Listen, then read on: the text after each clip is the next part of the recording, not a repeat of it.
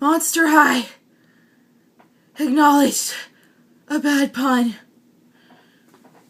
Monster High acknowledged a bad freaking pun.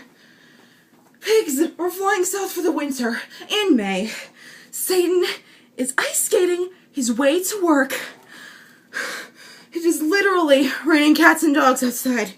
Plankton has finally given up on getting the freaking Krabby Patty secret formula. Dr. Wolf is swearing. All hell is breaking loose. DorkPrincess.exe has stopped working. The universe has lost its balance.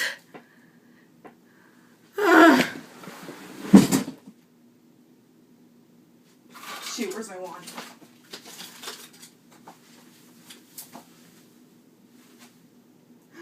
Okay. Sorry about that. Oh. That's just insane.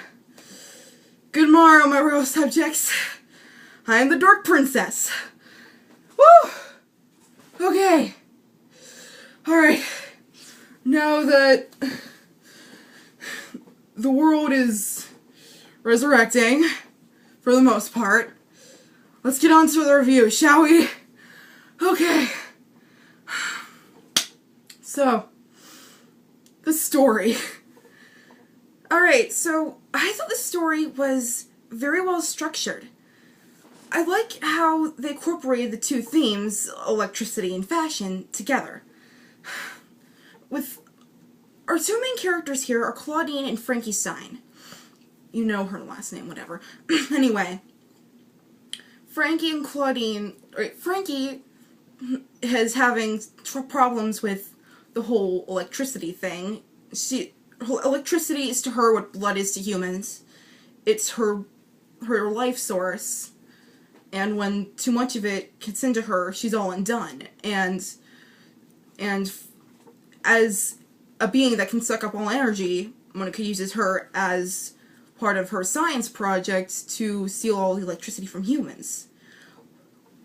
All the while ruining the whole salon opening for Claudine. It's Claudine's dream to open up a salon for humans and monsters alike.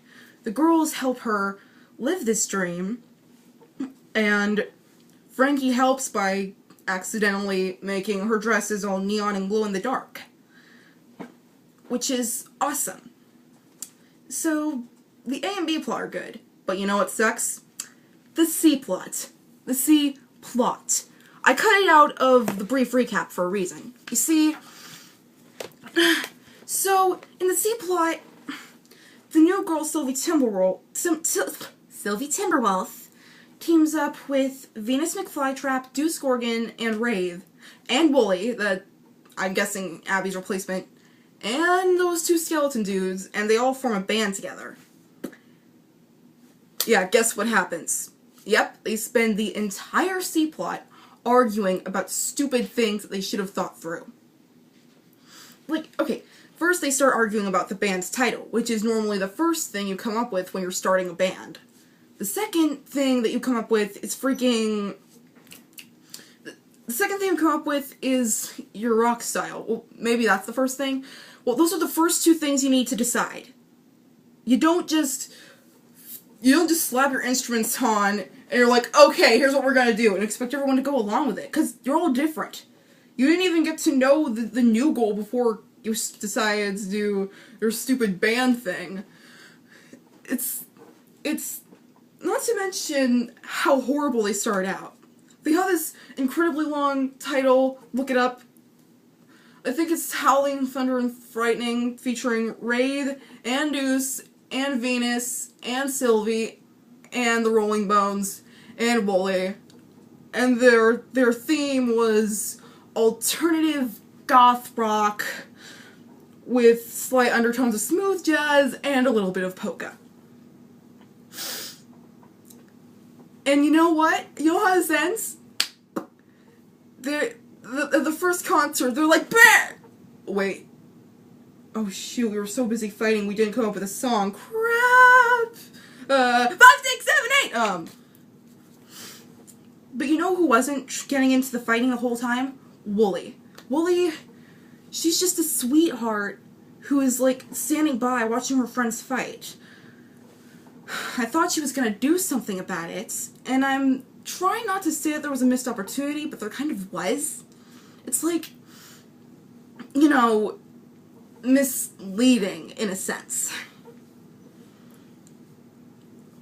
But the point is, the C-plot sucked. It doesn't even qualify as a C-plot. However, they did make a good song in the end, which is surprising, because they sucked. So, I really need to stop that. Anywho, the characters. They're still as good as they were in the first movie. Oh, the second first movie. Don't think about it too much, you'll hurt your brain. I really liked how Twyla was put into this. And you know, she has this, like, gothic emo voice, but she acts like a normal human being, even though she's not a human being. And she's a great supporting character. And even though she's introverted, she's willing to work together with Frankie to figure out what Moanica is planning.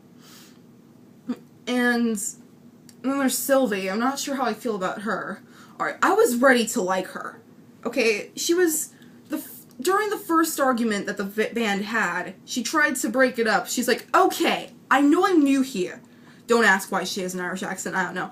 Anyway, I know I'm new here, but I know that this is not what Monster High is about. Monster High is about coming together, not fighting over stupid things like the band's name. We're better than this. We need to work together. Besides, I like my name for the band best. You all suck. Yeah. And I was like... Anyway. Well, you know what? I kind of liked Venus, though.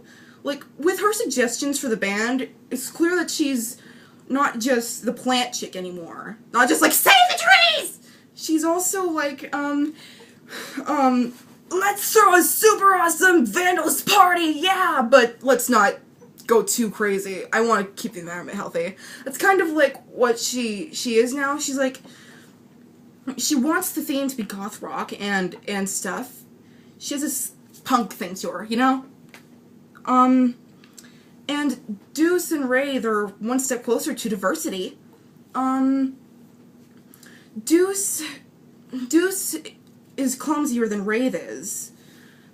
And I guess Wraith is only clumsy when he's around Claudine and is flustered. But Wraith seems to have a bit of a big ego. Since he was like, it should be called Wraith and the Silent Screams because I'm the leader of the band. Because I'm the lead singer. And, yeah, and Deuce is more open-minded, but not by much.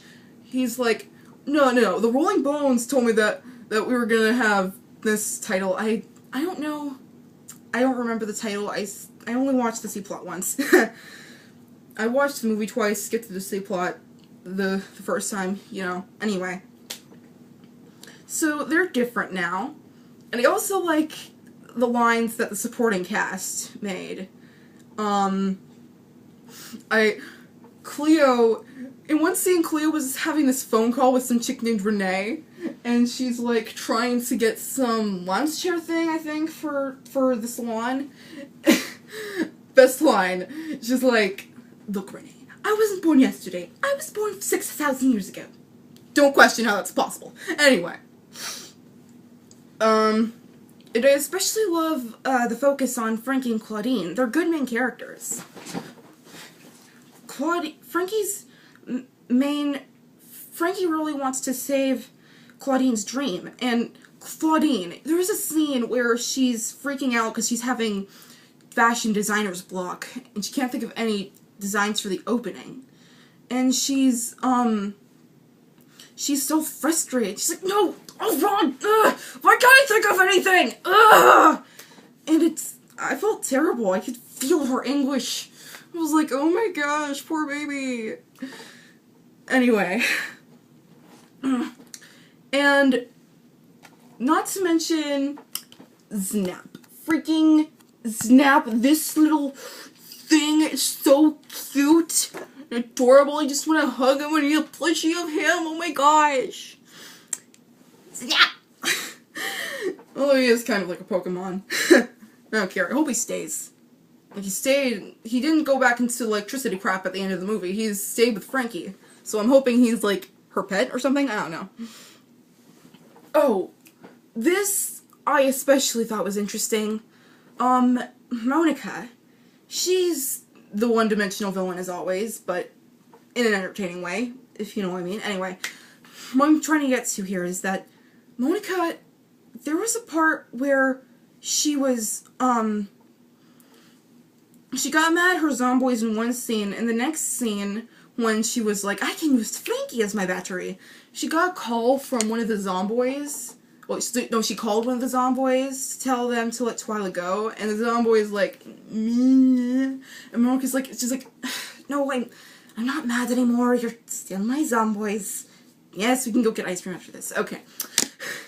She actually cares about her zomboids. And in the deleted scene, she was working at the top of the abandoned power station, and then with the other zomboids, he was like, I'm just gonna say this in English, they're gonna turn, the main characters are gonna turn this place into a salon. And she's like, what? Ugh. No, don't worry about it. It's not your fault. But think of something. It's pet the dog, you know? Yeah. Also, the deleted scenes were amazing. Love the Dracula Harriet shipping. Really wish they kept that in instead of the stupid C-plot. Anyway, I'm going overtime again, so let's just wrap this up quickly with the animation, which is spooktacular. I still suck at puns. Anyway. It's quite the light show, if I do say so myself. The electricity was so well animated, and especially when Frankie was high on electricity, and you see her like glowing red and blue a bit. It's like and she's glowing in certain scenes, and when she's a lifeless husk, she's like so much electricity, and her eyes are white. Pure white, and it's like, even the scene where she's flapping her arms like wings is well animated, and snaps. Also, I love saying that, Snap Army! It's adorable. Anywho, I think that I've said my 2 bits on everything, since, you know, you've been a brony for too long when you say bits instead of cents. So, yeah. I love this movie. The reboot is still strong in this one. It has great characters, great story, great animation. Again, I'd say as always, but this is only the 2nd movie, so... Anyway, so yeah. Really loving this so far. 9 snaps out of 10. I still find it funny I used an electricity plug as Snap. Anyway. So, thank you for watching. If you're in Alaska, sorry about the sudden climate change from 50 below 0 to 50 above. And remember, acceptance is bliss, and don't destroy the world. Okay, bye.